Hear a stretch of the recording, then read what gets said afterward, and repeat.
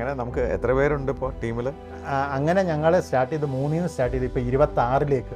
Very good. 26 പേർക്ക് തൊഴിൽ കൊടുക്കുന്ന സംരംഭകരായി നിങ്ങൾ അല്ലേ? അതെ. നിങ്ങൾ കേട്ടു, രജു എന്ന് പറയുന്ന ഒരു പ്രവാസിയായിരുന്നു. അദ്ദേഹം 14 വർഷം അമേരിക്കയിൽ ജോലി ചെയ്തിരുന്നു. തിരിച്ച് നാട്ടിൽ വന്നൊരു സംരംഭകനാവണം, സ്വന്തം ബോസ് ആവണം എന്ന നിലയ്ക്ക് അദ്ദേഹം ഒരു സംരംഭം തുടങ്ങുന്നു. വളരെ അടുത്ത സുഹൃത്തായ അജയനെയും അദ്ദേഹത്തിൻ്റെ കസിനായ സജുവിനെയും വിളിച്ചു വരുത്തുന്നു.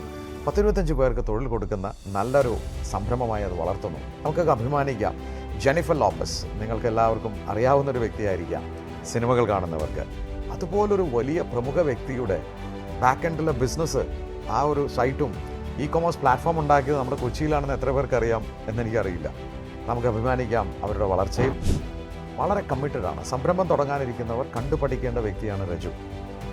വളരെ ഫോക്കസ്ഡ് ആണ്. അദ്ദേഹം ചെയ്യുന്ന പ്രവൃത്തിയിൽ ഒരു ഡിസ്ട്രാക്ഷനും അദ്ദേഹത്തിനില്ല. വളരെ ഫോക്കസ്ഡായി അദ്ദേഹം ഒരു സംരംഭം വളർത്തുകയാണ്. അദ്ദേഹത്തിന് അറിയാം, നല്ല ടീം മെമ്പേഴ്സ് ഉണ്ടെങ്കിലേ നമുക്ക് വളരാനാവും. അതുകൊണ്ട് കറക്റ്റായിട്ടുള്ളൊരു ടീമിനെ ബിൽഡ് ചെയ്ത് വലിയ സ്വപ്നങ്ങളുമായി അദ്ദേഹം യാത്രയിലാണ്. $1 ബില്യൺ.